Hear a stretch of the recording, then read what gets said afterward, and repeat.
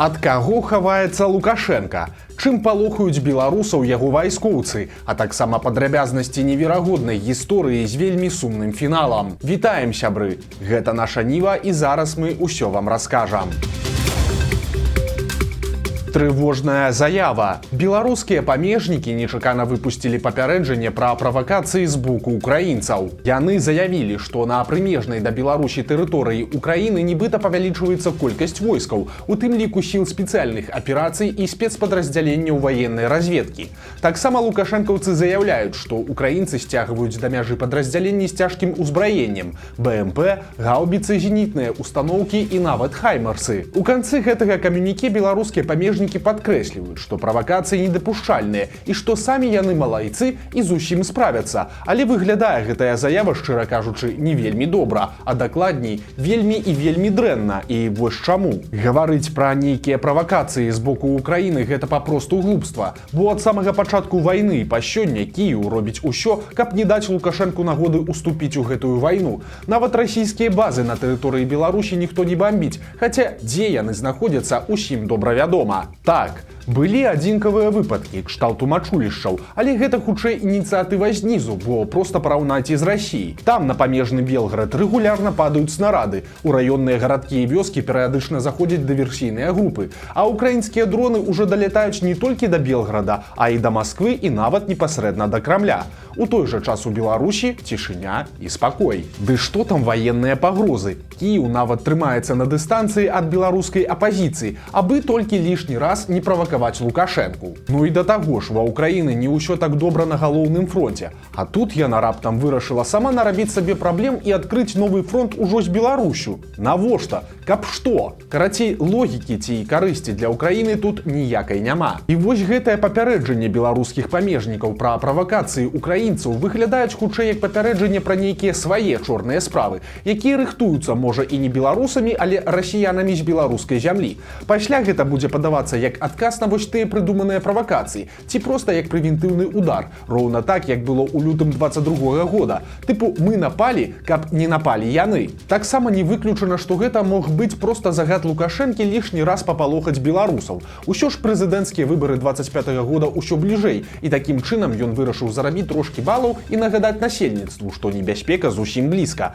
Маўляў, не забывайцеся, толькі Лукашенка і яго сілавікі утрымліваюць Беларусь ад удзелу ў вайне і вялікай бяды, таму сядзіце ціха і будьце ўдзячныя. Але ж падкрэслім, што гэта пакуль толькі тэорыі і развагі ўслых. Пра нейкія дзеянні, прынамсі пакуль, гаворкі не ідзе. Але ж спакою падобныя заявы вайскоўцаў, безумоўна, не дадаюць. Лукашенко хаваецца ад сваіх новых сяброў. У Беларусь сёння прыехала дэлегацыя чарговай афрыканскай краіны. Цяпер гэта каралеўства Эсватіні, якое знаходзіцца на поўдні Афрыкі. У гэтай маленькай краіне з вялікімі праблемамі жыве трохі больш за 1 мільён чалавек. Пры гэтым каля 26% насельніцтва хварэе на ВІЧ, то бок хворы кожны 4-ты жыхар краіны. Правіць у Эсватіні каралеўская дынастыя. Ёсць парламент, але ён дэкаратыўны. Уся ўлада знаходзіцца ў руках караля і яго міністраў. Усе яны, дарэчы, паходзяць з адной дынастіі. Палітычныя партыі ў Эсватіні таксама пад забаронай. Вось такія цяпер сябры ў Беларусі. Дэлегацыю афрыканцаў на чале з прэм'ерам сустрэў у Мінску беларускі прэм'ер Раман Галоўчынка. Ён традыцыйна паабяцаў дапамогу, асабліва ў медыцыне. І відавочна, што яна гасцям вельмі патрэбная. Але цікава, што Лукашенка, які трасе руку амаль кожнаму замежніку, з гэтымі гасцямі сустракацца не паехаў. Прынамсі, пакуль ніякай інфармацыі пра сустрэчу дэлегацыі Эсватіні з Лукашэнкам не было. Непагадзь у Беларусі нарабіла вялікай бяды. Пацярпелі людзі, сярод якіх ёсць ахвяры. Учора па Беларусі пракаціўся сапраўдны шторм. Ветрам ламала дрэвы, зрывала дахі з дамоў, а ў некаторых гарадах пачаліся амаль што навадненні. Вось так, напрыклад, выглядала надвор'е ў Заслаўі. А пад Мінскам выпаў град памерам са сліву ці абрыкос. На жаль, не абышлося без бяды. На Зэльвінскім вадасховішчы загінула жанчына, якая адпачывала ля вады разам з сям'ёй. Калі пачалася навальніца, яна збірала рэчы, каб схавацца ў палатку. У выніку жанчыну забіла зламаным дрэвам, якое упала проста на яе. Іншыя члены сям'і не пацярпелі. Неверагодная гісторыя з трагічным фіналам. Шматдзетная маці з Гомеля завяла знаёмства ў інтэрнэце. Суразмоўца пераканаў жанчыну, што ён вядомы амерыканскі рок-музыкант Мэрылін Мэнсон і паабяцаў хутка перавесці беларуску да сябе ў ЗША. Усё гэта гучыць як глупства, але ж жанчына поверыла. І каб сабраць сродкі на пераезд, яна прадала кватэру, а грошы перавяла таму псеўда Мэнсону. Праўда, атрымаўшы буйную суму, суразмоўца спачатку ухіляўся ад пытанняў пра пераезд, а пасля папросту знік.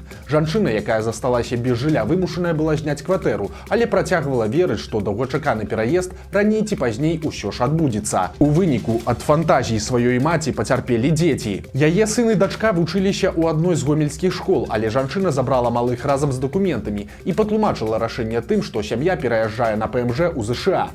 У словах гамяльчанкі ніхто не засумняваўся, таму што такое адбываецца нярэдка. Усё гэта было яшчэ ў 2018 годзе. Што было пасля, дакладна невядома, але сёлета надышоў трагічны фінал гэтай гісторыі. У кватэры, якую здымала жанчына, быў знойдзены труп яе 11гадовай малодшай дачкі. Высветлілася, што дзяўчынка памерла ад цукровага дыябету першага тыпу. За адсутнасці належнай меддапамогі хвароба забіла дзяўчынку літаральна за 2 тыдні. Маці спрабавала самастойна лячыць дачку. Яна падбірала і купляла лекі ў аптэцы, але праз тое, што яна не ведала дыягназу, усё было дарэмна. Калі б у сітуацыю своечасова ўмешаліся медыкі, дзіця ўдалося б выратаваць, але да медыкаў жанчына не пайшла. У той кватэры, дзе яны жылі, царыла антысанітарыя, і іншыя дзеці былі знясіленыя за недаядання. У сярэдняй дачкі мелася хранічнае захворванне, праз якое яшчэ да ўсёй гісторыі з пераездам у Амерыку малой аформілі інваліднасць і рэкамендавалі назірацца ў доктара, але ж маці на гэта проста забіла. Таксама варта адзначыць, што пэўных праблем у жанчыны не ўбачыў ніхто, ані чыноўнікі, ані сацыяльныя службы. Сям'я была на ўліку сацработнікаў як шматдзетная, але пры пераездзе з аднаго раёна горада ў іншы ніхто не перадаваў інфармацыю пра яе ў іншыя ведамствы.